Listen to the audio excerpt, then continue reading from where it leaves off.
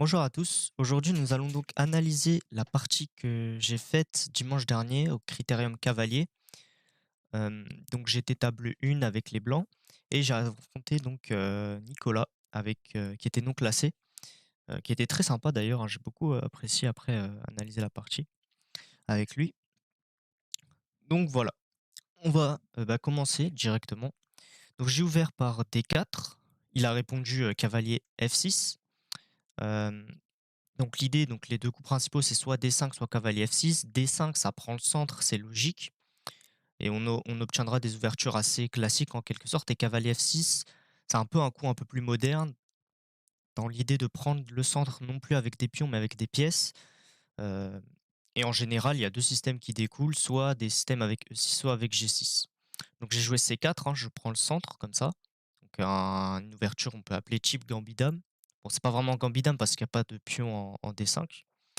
Et il a continué par G6. Donc G6, si on joue, le coup cavalier C3 qui a été joué pendant la partie, on s'attend normalement à voir le centre, hein. Les noirs ne peuvent plus, suffisamment prendre le contrôle de la case E4 et très probablement je vais pouvoir jouer E4.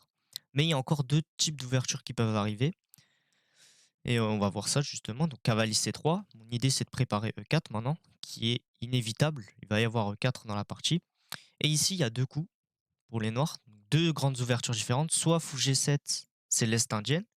Donc là, les noirs cèdent le centre complet aux blancs. Donc après, par exemple, E4, D6. Par exemple, là, les blancs ont un très fort centre de pion. Les noirs vont roquer, certes plus vite, vont avoir une avance de développement à l'aile roi en tout cas, et vont notamment jouer après, par exemple, E5, D5. Ils vont jouer par exemple pour F5, le ramener le cavalier de ce côté-là pour aller attaquer le roi nord, le roi blanc, pardon, qui va aussi roquer probablement. Et les blancs vont se contenter d'aller attaquer l'aile. Bon, c'est pas ce qui a été joué dans la partie. Dans la partie, il y a eu D5. Donc, c'est l'ouverture Grunfeld. L'idée de D5, c'est de céder le centre au blanc, comme on va le voir. Euh, vaut mieux que j'explique l'ouverture juste après la séquence de coups qui va suivre. Donc, j'ai joué la grande ligne ici de la Grunfeld. J'ai pris en D5. On va comprendre pourquoi. Ici, mon adversaire prend du cavalier, hein, sinon, évidemment, il va pas prendre de la dame.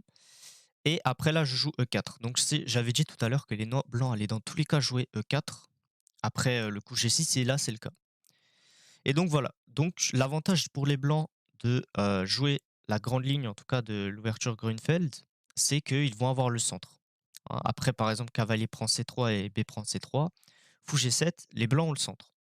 En revanche, il y a un point négatif, c'est qu'on va se rendre compte que les noirs ils vont jouer très rapidement C5, cavalier C6 par exemple, et mettre une très forte pression sur le pion D4 qui va tenir. Qui va tenir, certes, mais qui va être fortement sous pression, donc les noirs vont un peu avoir du contre-jeu de cette manière-là. Donc j'expliquerai un peu plus en détail ce qui va se passer par la suite. Ici, donc, je joue le coup principal, fou C4. L'idée, c'est de sortir le fou pour préparer le roc et tout simplement, comme ce pion va subir une attaque, je vais très probablement jouer cavalier E2 après.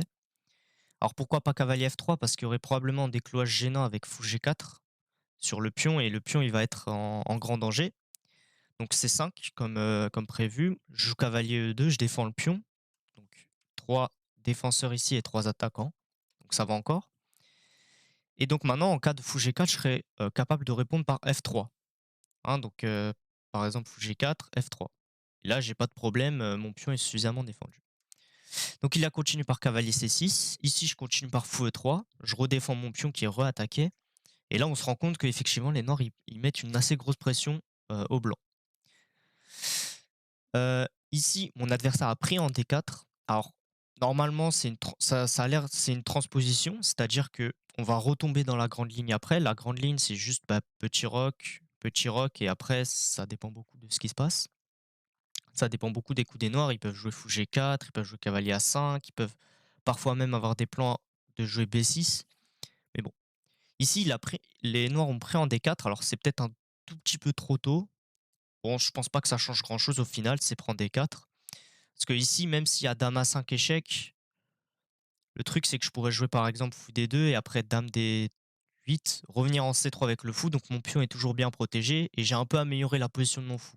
C'est-à-dire que mon fou qui était auparavant en E3, maintenant il se retrouve en C3, qui est une meilleure case parce que bah, ça conteste la diagonale, ça empêche un petit peu peut-être cavalier, A5, pas cavalier B4 qui sont des cases importantes pour le cavalier. Bon, cela étant dit, il a quand même retransposé en jouant petit roc, j'ai joué petit roc et ici donc je m'attendais par exemple à fou G4, puis F3 par exemple et après fou D7, rentrer dans une position de Grunfeld classique. Mais ici, il me surprend, il me joue dame A5. Donc là, je suis plus dans la théorie. Alors dame A5, qu'est-ce que ça fait? C'est un coup qui peut être joué dans la Grunfeld de temps en temps, quand on veut par exemple, il y a un pion en C3, mais ici, il y a plus de pion en C3 et le coup a l'air assez étrange, hein. En effet, souvent, on laisse la case A5 libre pour venir jouer cavalier A5, chasser le fou, comme ça, forcer le fou à revenir en D3 ou peut-être même en C2 si jamais, le cavalier revient, par exemple. Mais ici, jouer dame A5 pour venir, contester, la case à son propre cavalier, c'est un coup qui est assez étonnant et effectivement, c'était pas un très bon coup. Ici, il aurait fallu continuer par exemple tour B1, un coup hyper logique, coup que très honnêtement, j'aurais pu jouer, je sais pas trop pourquoi je l'ai pas joué. En fait, j'étais assez obnubilé par une idée, c'est que dans la partie, j'ai joué dame B3 et je me suis dit: «Ce coup, il a l'air intéressant». Ça empêche tour D8 parce qu'il y aurait le pion F7 qui sera en l'air. Ça empêche le développement du fou parce que sinon le pion B7 sera en l'air. Et je me dis que d'habitude, j'ai pas le droit de jouer dame B3. Enfin, pas le droit. Si par exemple, il avait joué n'importe quoi E6 et que j'avais joué dame B3, là, ce serait moins fort, beaucoup moins fort parce qu'il y aurait cavalier A5 qui fait une fourchette entre la dame et le fou. Et après l'échange, bah, c'est pas très favorable pour moi, hein. C'était quand même un bon fou et j'ai perdu un cavalier contre un fou dans une position qui est ouverte. Pas terrible. Mais là, comme il y a la dame en A5, oula, comme il y a la dame en A5, ça me dérange pas. Je joue dame B3. Il joue A6. Idée de jouer B5 comme ça pour se libérer. Oula.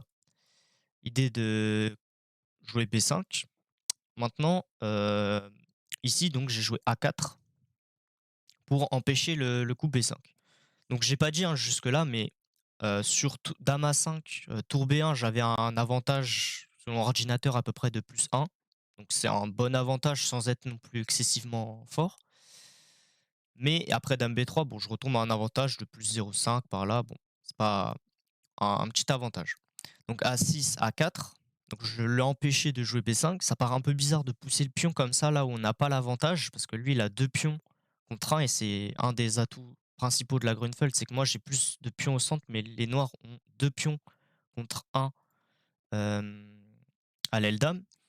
Et en général, on veut pas pousser là où il y a où on est en infériorité, mais là, je le fais parce que ça bloque mon adversaire, et avant qu'il puisse pousser B5, faudrait qu'on arrive en finale. Bon.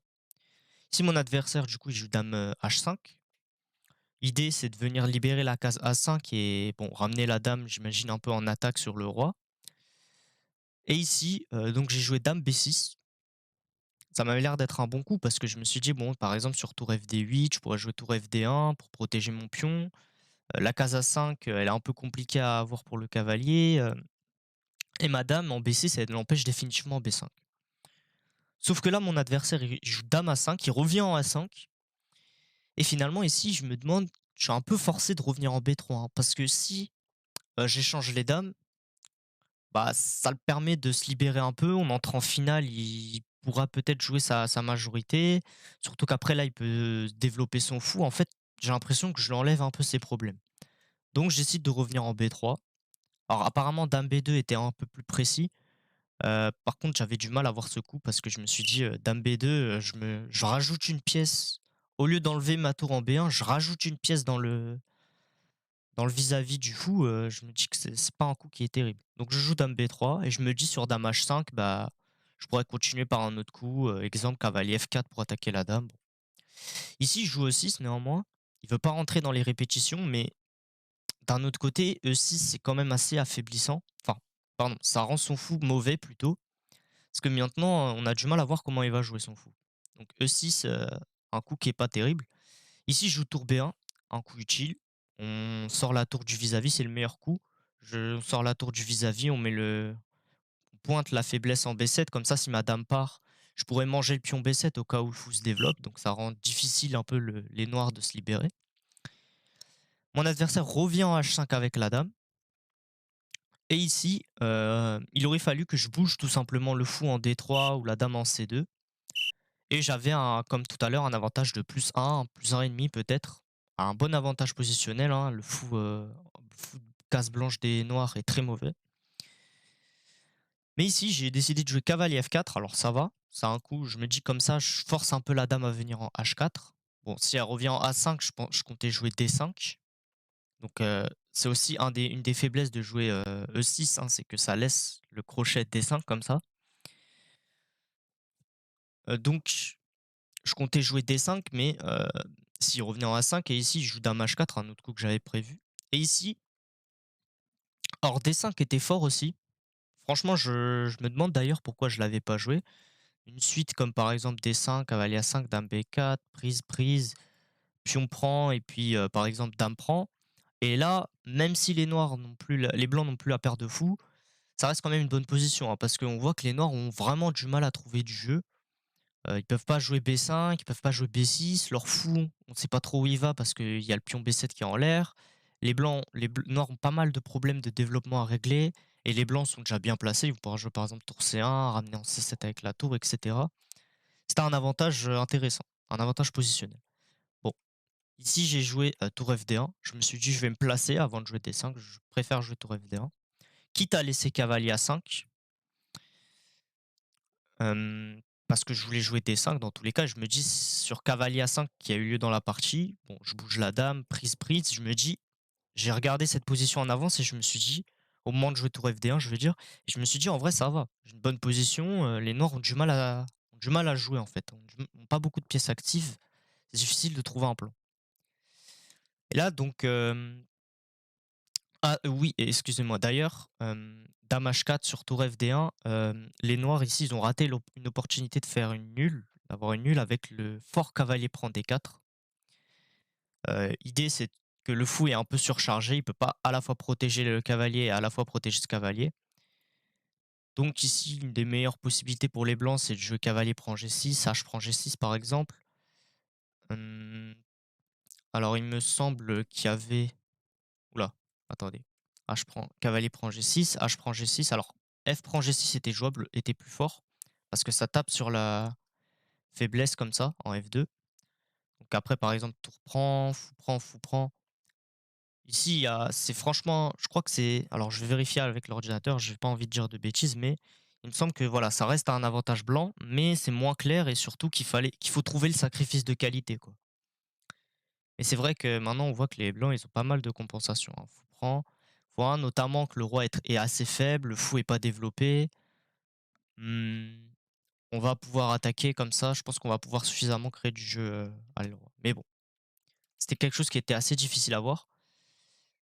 Hem, mais c'était quand même la meilleure façon de jouer pour les noirs. Donc tour FD1, cavalier A5, dame là, prise, prise.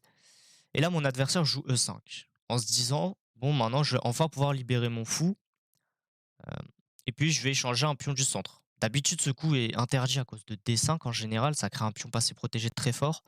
Mais bon, comme la flèche en rouge l'indique, il y a le cavalier qui est en prise, donc pas terrible. Alors E5, c'est pas un très bon coup parce qu'après, en fait, G3, dame G4, alors, je vais plutôt le faire dans ce sens-là. Par exemple, pion prend, fou prend, G3, dame G4. Après, par exemple, alors, si je me souviens plus quels étaient les coups exacts, mais peut-être par exemple, ne serait-ce que dame D5 et les blancs ont une plutôt bonne position, une position assez confortable. Il y a toujours et encore ce problème en B7 et qui est assez problématique pour les noirs. Hem, donc E5, c'était pas terrible. Une autre chose aussi, les noirs avaient pourtant pas mal de fois l'occasion de jouer B5 et après, par exemple, prise, prise et dame prend, jouer x6 pour se libérer de cette manière-là.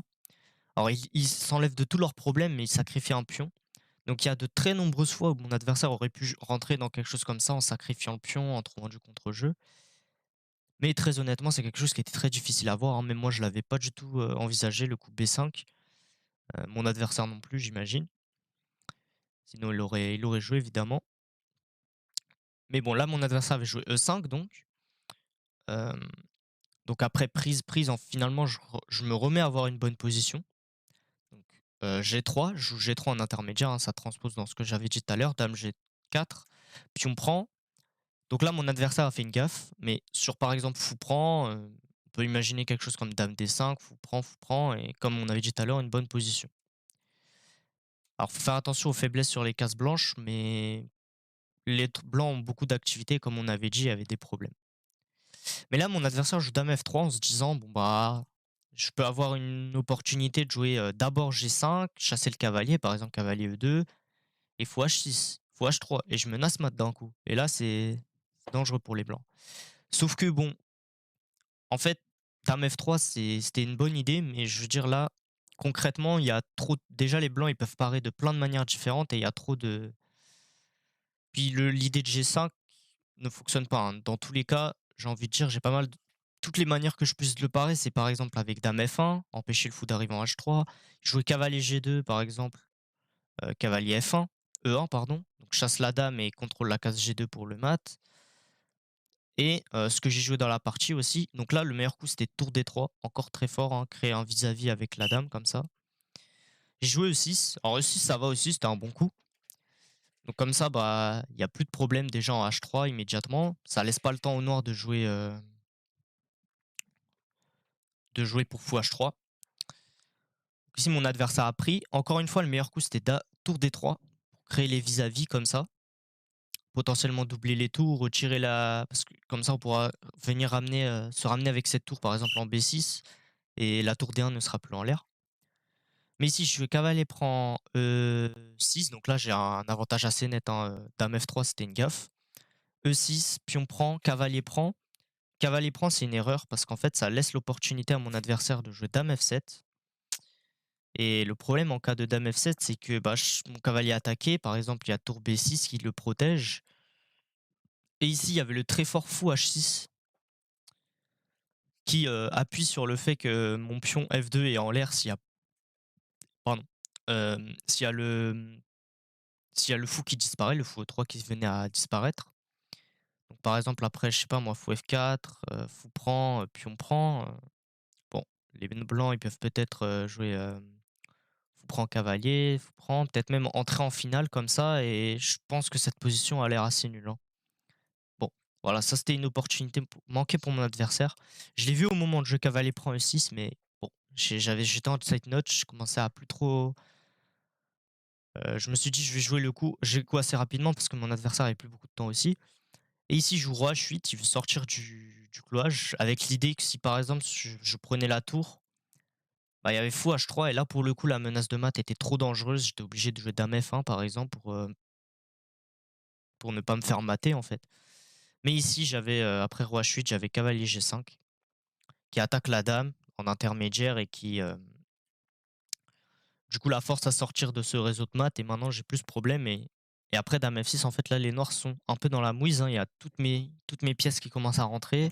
Ici j'ai joué tour B6 par exemple, attaque la dame est obligée de revenir en E7 et là mes pièces sont beaucoup trop actives, le roi est faible, il me semble que j'ai un pion de plus, ouais j'ai un pion de plus, c'est vraiment très difficile pour les noirs, hein. Là c'est complètement gagnant. Ici, donc j'ai joué H4, c'est pas le coup le plus précis, hein, peut-être par exemple tour D en D6 ou autre chose aurait été un peu mieux. Mais ici, je joue H4 parce que je voulais jouer fou C5 en fait. Mais le problème sur fou C5 tout de suite, je me suis dit que ça perdait le cavalier et que même là-dedans, oh, ça allait encore. J'étais sûr que j'étais gagnant encore, mais je me suis dit bon, ça risque de je vois pas de gain immédiat, donc je préfère plutôt simplement jouer H4. Comme ça, là, je pourrais jouer fou C5 et ce sera encore plus fort. Alors, ici, mon adversaire jouait dame E8, fou G5, fou G4 était un peu mieux, mais là, honnêtement, on peut pas lui en vouloir, hein, c'est une très, très mauvaise position. Donc dame E8, fou C5, c'est assez marrant parce que la tour ne peut pas trop bouger. Parce que si elle bouge, en fait, il y a toujours cavalier F7, avec des menaces de découverte si le roi bouge et sur cavalier G8, il y a aussi cavalier F7. Donc là, mon adversaire a joué H6 dans l'idée d'attaquer le cavalier. Donc j'ai pris la tour, dame prend et ici je vous laisse trouver la tactique finale qui gagne la partie. OK, donc j'espère que vous avez trouvé. Donc ici, 1 chose à regarder, c'est les échecs, hein, donc par exemple cavalier échec, roi H7, on peut imaginer un coup comme, tour D8, attaque la dame et on sent que ça va être, problématique. Mais ici, il y a plus simple, tout simplement, en combinant l'idée cavalier F7 et tour D8, on peut jouer tour D8 immédiatement, cloue la dame sur le roi, donc si les noirs ne jouent rien, on prend la dame au prochain coup et si les noirs prennent la dame, donc là mon adversaire a abandonné maintenant, mais si les noirs prennent la dame, il y a juste cavalier F7, fourchette qui gagne la dame et la partie. Donc voilà pour cette partie, qui était fort intéressante. Donc, il y a j'ai joué assez imprécis, même quand j'avais un petit avantage pendant le long de la partie. J'ai joué assez imprécis à certains moments, mais mon adversaire a pas su en profiter. À la fin, je me suis complètement activé et les problèmes de mon adversaire étaient trop importants et puis, j'ai réussi à gagner comme ça. Hem, Puis voilà, hein, c'était une partie assez intéressant. La semaine prochaine donc, enfin pardon, ce dimanche, je vais jouer en national 4, donc on pourra se retrouver Hem, dimanche prochain ou peut-être même la semaine prochaine si j'ai pas le temps d'analyser pour, la ma prochaine partie. Donc du coup, on se retrouve là-bas. Allez, à la prochaine. Salut.